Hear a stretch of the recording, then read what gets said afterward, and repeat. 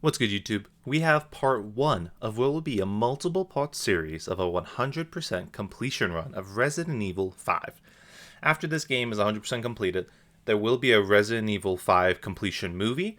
So if that's something that interests you, make sure to join the Discord. I post all the updates of future videos, sneak peeks, stuff there for you guys to find. That won't be done until the game's completed. So if that's something that sounds like interesting to you, go join. If not, I'm going to post little clips here and there, like this video today, of kind of the story, what's happening, the achievements we got on a playthrough. If that's, again, something that interests you, follow the Discord, subscribe to the channel, put on notifications. That will be what we're going to be doing, along with our usual DBD content and miscellaneous stuff. So, without further ado, let's dive into me and Parasite's journey of Resident Evil 5.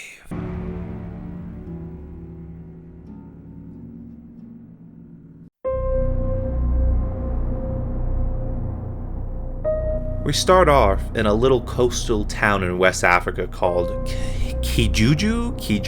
I think it's Kijiju. Okay.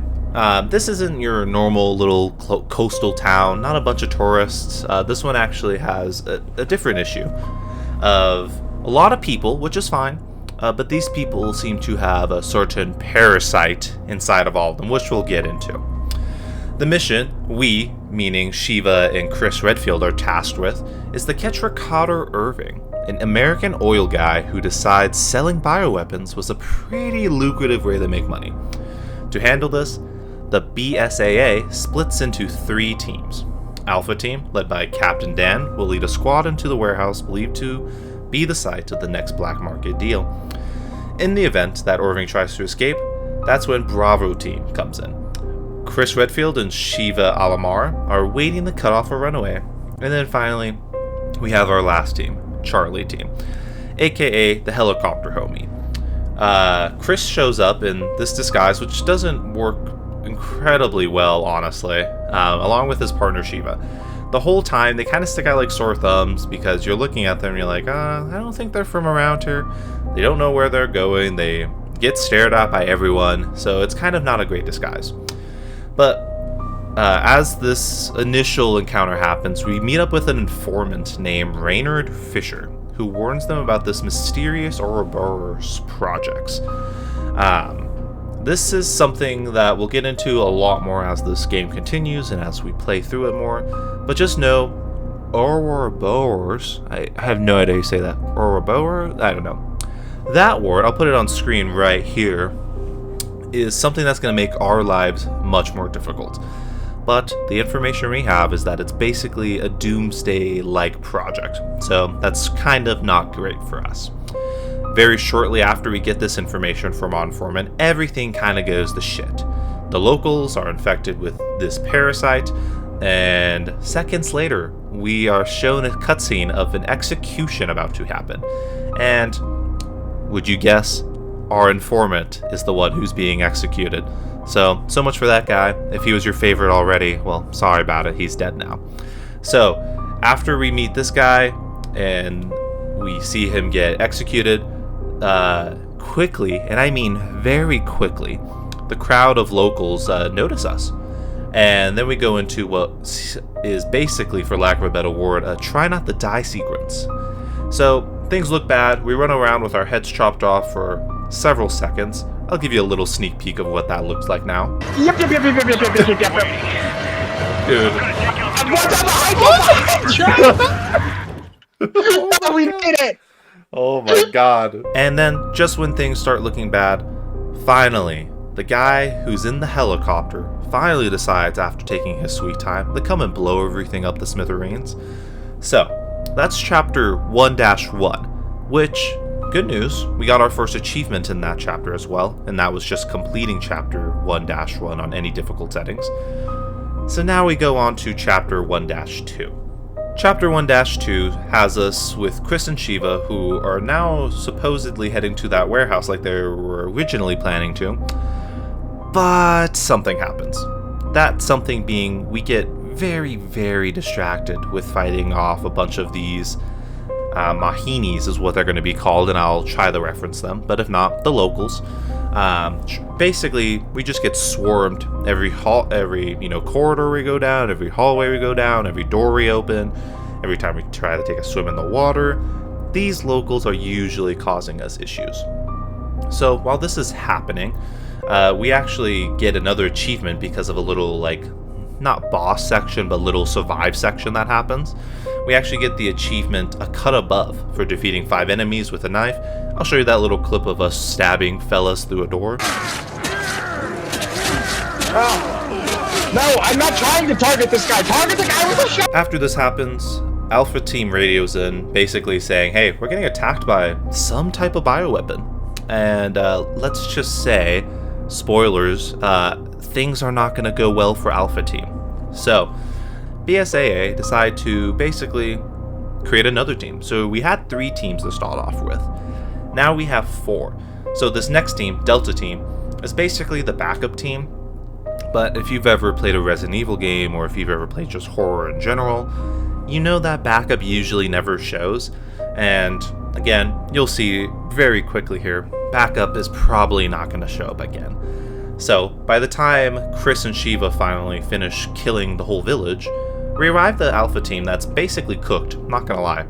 The only guy who's left is a guy named Captain Dan, who's bleeding pretty badly, bro's about to die, essentially. But he still manages to give us this big dramatic dying speech, tells us some information, and then he hands us this USB drive that Irving conveniently left behind on his computer.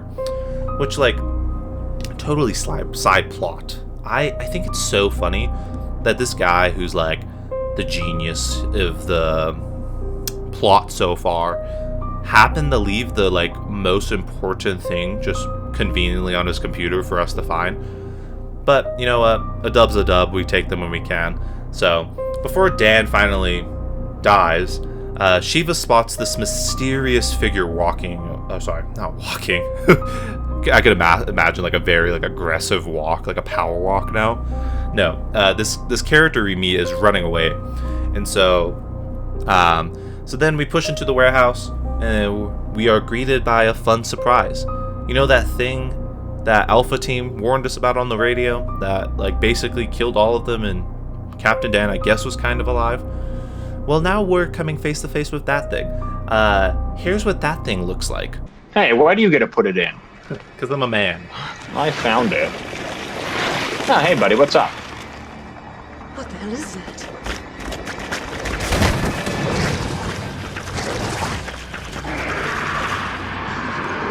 You know, contrary to popular belief, I'm actually not a huge fan of tentacles. Oh, I thought you were gonna say you were turned on. No, quite the opposite, actually. Well, back to that poorly designed room. So, after running around in some circles and cooking whatever the hell that thing is to a nice well done, we have Chris plug in this USB into a laptop. I don't know why we're doing that right away. I know we want information, but it seems like there's more pressing things happening around us.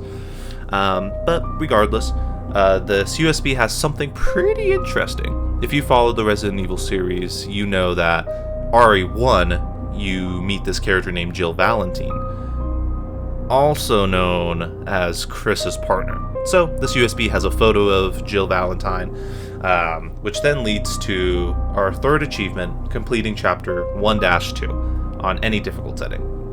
So that's all the achievements we got in this one. Basically, we came into this with not many answers to anything. Basically looked like a simple and done mission. Despite that though, we saw that that is not the case. We watched an Alpha Team get slaughtered.